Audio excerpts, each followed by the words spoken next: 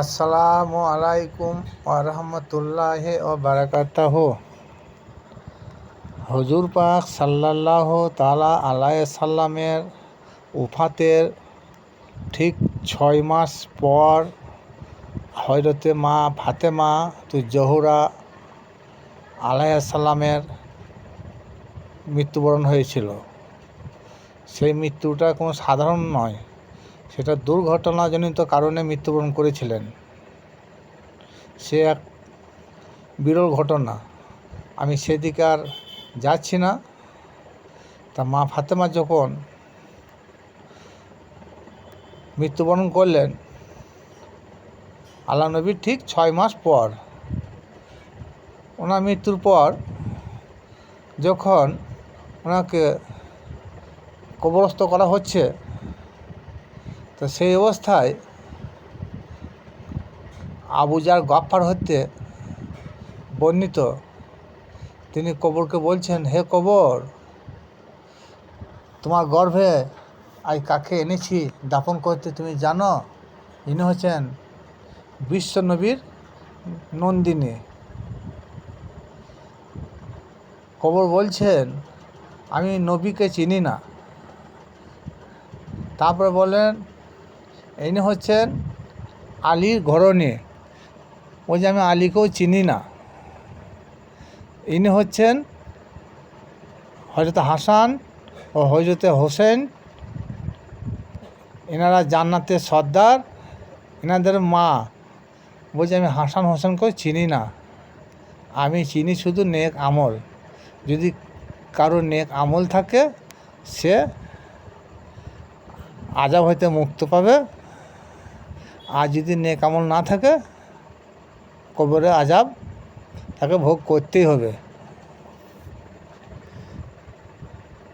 এই কথাটা হাদিস শরীফ থেকে বর্ণিত হয়েছে। হাদিস যারা লিখেছেন এবং যারা পড়েন তারাও নাকি বলে শুনেছি যে এটা হাদিস শরীফ, সহিহ হাদিস।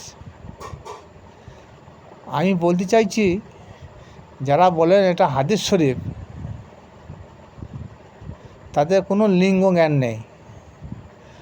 লিঙ্গ জ্ঞান বলে যদি কোনো কথা থাকতো, তাহলে এটা হাদিস শরীফে এসেছে এটা আর বলতো না।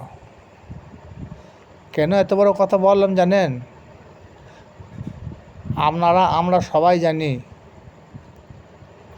যে হুজুর পাক সাল্লাল্লাহু তাআলা আলাইহি সাল্লাম তিনি যেটা করেছেন এবং যেটা বলে গিয়েছেন এর নাম হচ্ছে হাদিস। অথচ হুজুর পাক সাল্লাল্লাহু তাআলা আলাইহি সাল্লামের ওফাতের 6 মাস পর মা ফাতেমার ওফাত হয়, তাহলে সেটা হাদিস হয় কী করে?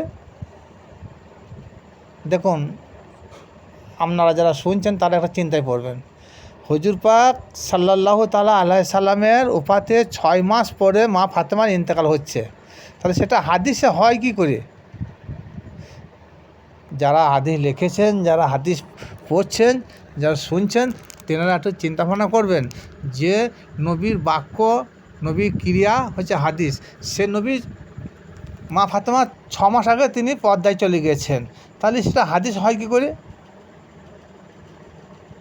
অথচ কবর বলছে, আমি আলীকেও চিনি না, আমি নবীকেও চিনি না, হাসান হোসেনকেও চিনি না। যে আহলে বাইতকে সৃষ্টি না করলে, এক কথাই বলছি আমি, যে আহলে বাইতকে সৃষ্টি না করলে সপ্তম জমিন, আসমান, পাহাড়, পর্বত, নদী, নালা কিছুই সৃষ্টি করতো না। তো সেই মাটি এই ধরনের কথা কী করে বলতে পারে? এটা সম্পূর্ণ বানোয়াটি কথা। কারণ এটা তৎকালীন যুগে উমাইয়া রাজবংশের লোকেরা এটাকে বর্ণনা করেছেন। বর্ণনা করার মেন কারণ হচ্ছে এরা আহলে বাইতের ঘোর দুশমন ছিল। উমাইয়া রাজবংশের লোকেরা আহলে বাইতের ঘোর দুশমন ছিল। তাই যদি না হবে, তাহলে কারবালা প্রান্তর মাঠে ইমাম হোসেন আলাইহিস সালামকে নৃশংসভাবে শহীদ করেছিল তারাই। শুধু তারাই নয়, তাদের মধ্যে 7,000 আলেম ছিল, 7,000 মুফতি ছিল, 7,000 কোরআন হাফেজ ছিল, আর কিছু সাহাবী ছিলেন। তাহলে এতগুলো লোক ছিল কার বিপক্ষে?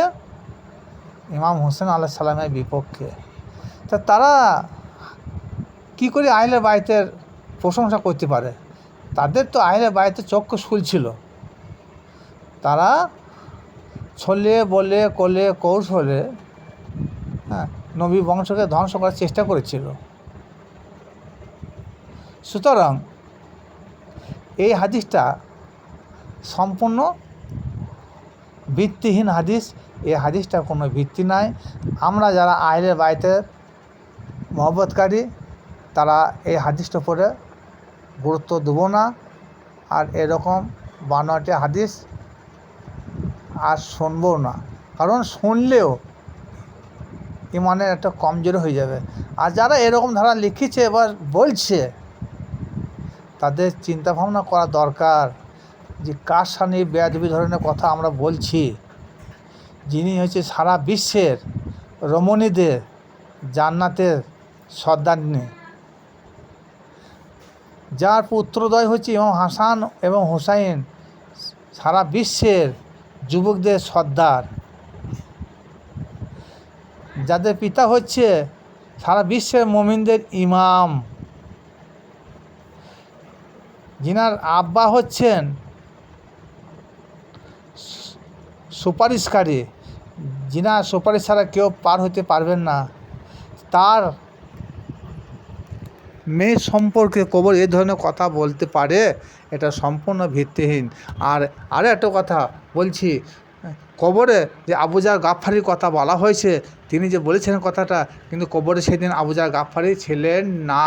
সেদিন ছিলেন ইমাম হাসান হোসেন দুনো ভাই, আলী, 3 জন, আর আল্লাহ নবী পাক সাল্লাল্লাহু তাআলা আলাইহি সাল্লামের এক বৃদ্ধ সাহাবী, তিনার নাম ছিল, নামটা এই মুহূর্তে ভুলে গেলাম, হযরত সালমান ফার্সি। হযরত সালমান ফার্সি, এই 4 জন গিয়ে ওনাকে সমাধিস্থ করা হয়েছে।